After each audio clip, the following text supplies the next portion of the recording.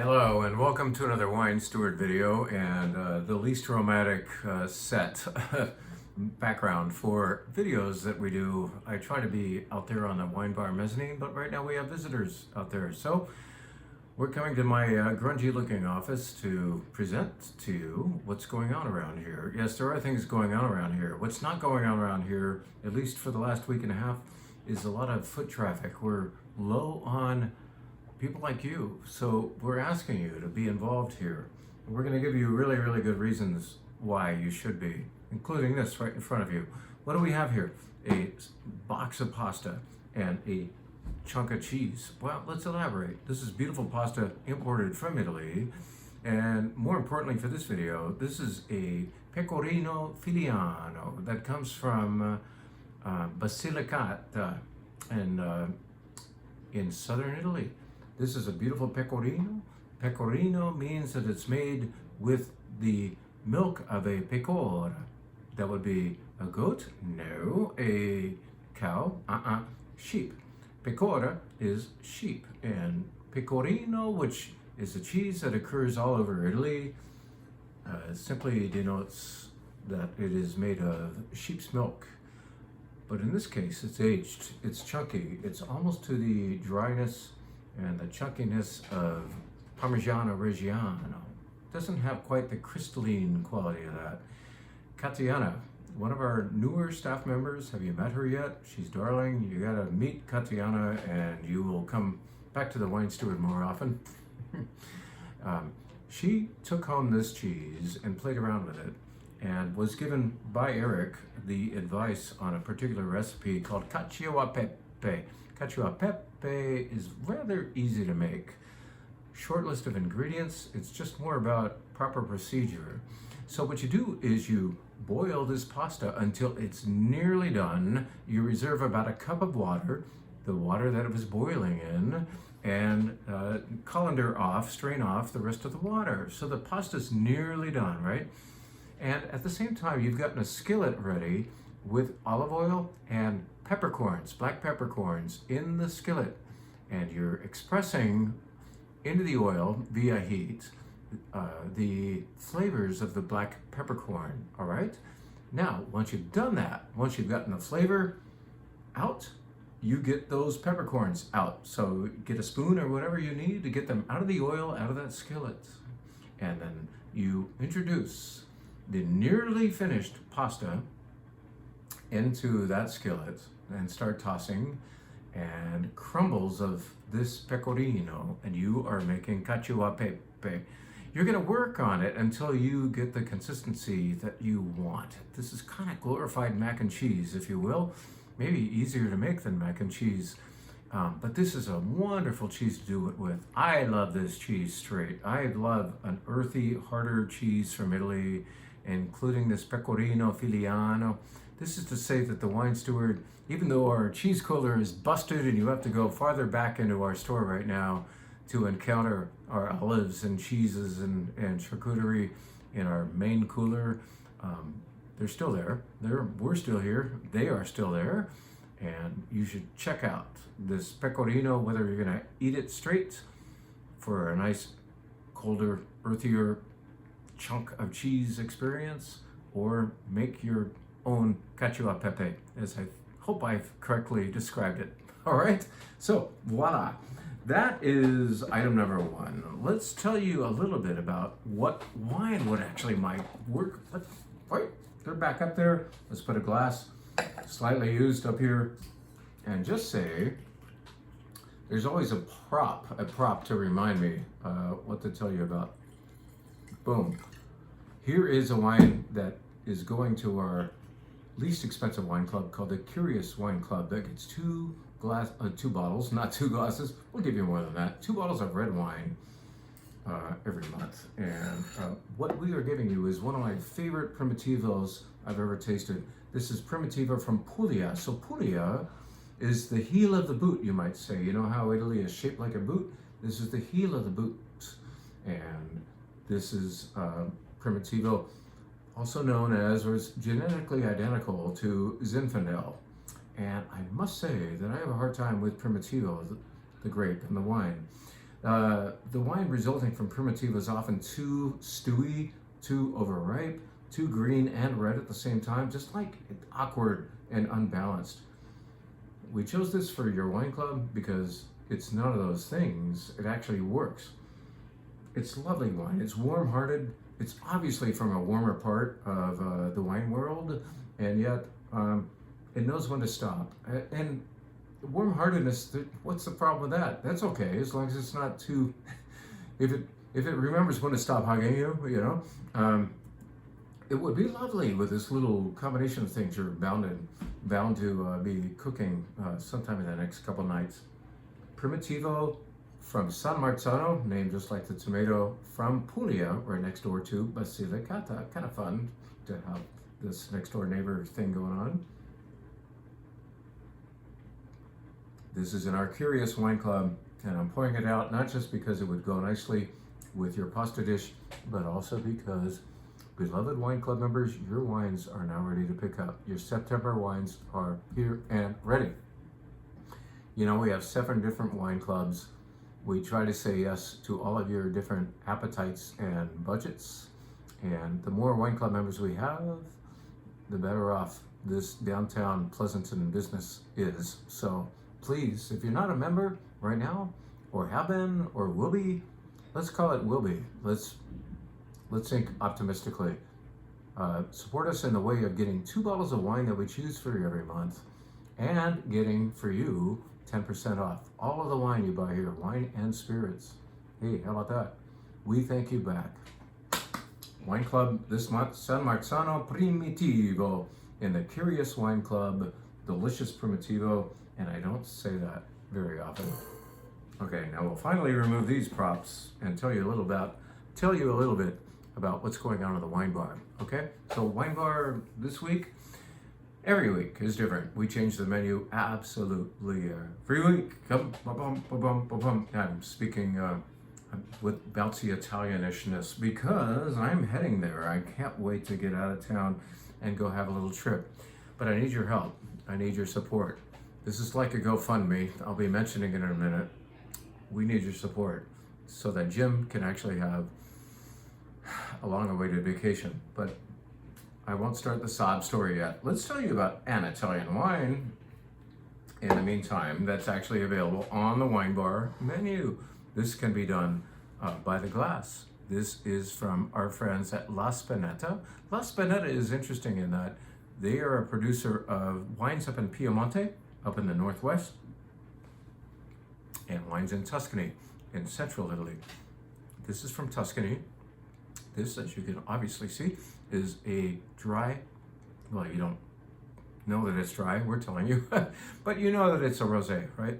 This is a rosé. I promise you it's dry.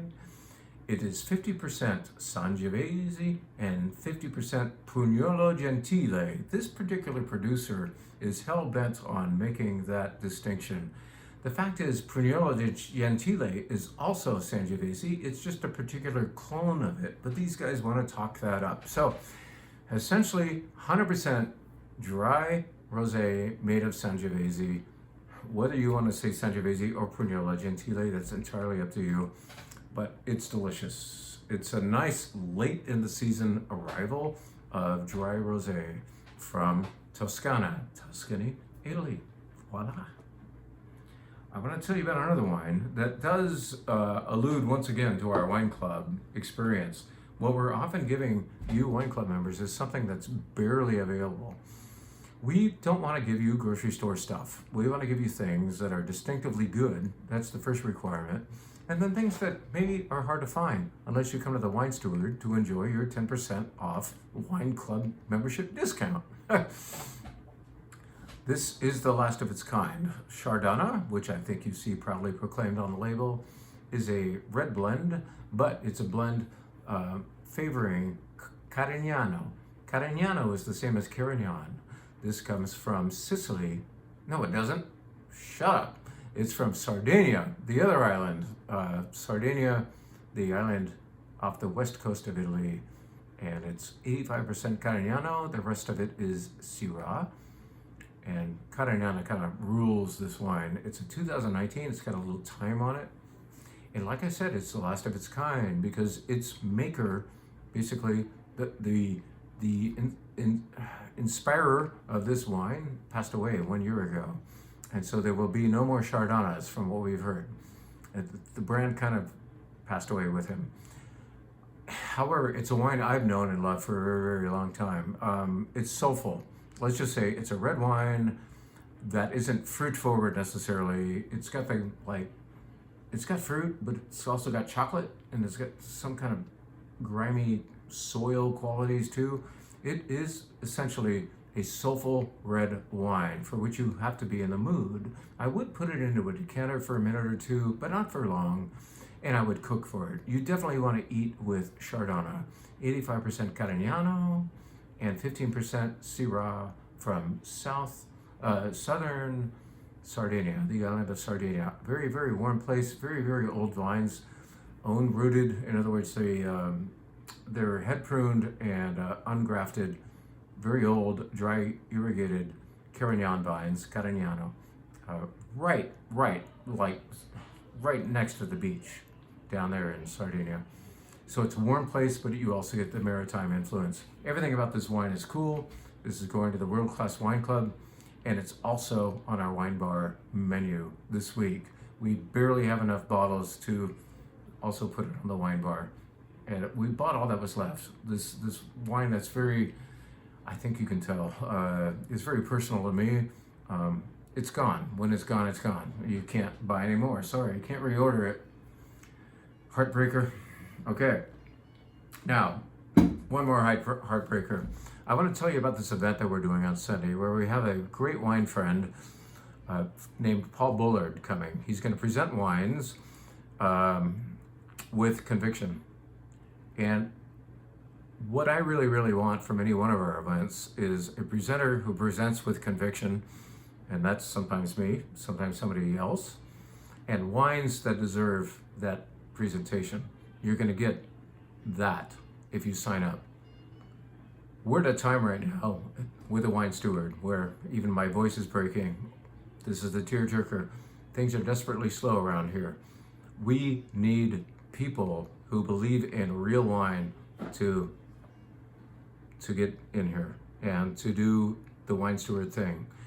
The best thing the wine steward does, I think, is puts on a good event, and maybe 2 of them per month, that shows you diversity. That shows you wine that you get to buy at a lower price if you commit that night, and diversity and experiences of wine tasting that you wouldn't otherwise get. And I don't even have a bottle, I don't have a little a bobblehead of Paul Bullard to put in front of you, but Paul Bullard feels the same. He is aligned with us, even though he's in the wholesale part of the different tiers of wine business. He has been working with us ever since we opened almost 26 years ago. And he's convicted, and he finds us really, really good wine. Please, please, please consider signing up for Sunday's event. Go to thewinesteward.com and buy a couple seats, buy a cheese and meat platter if you want. I recommend it. And you will be in for 12 wines from France, Italy, and California. We will have a Sideways Country Pinot Noir from Santa Rita Hills. We will have 2 wines from Barons and Hitchcock. Those 2 wines and the rest of the wines from Barons and Hitchcock don't leave the winery anymore. That winery has become a consumer direct kind of a business. They're only letting us show this wine and sell you this wine because of old time's sake, frankly. And we will go to Italy.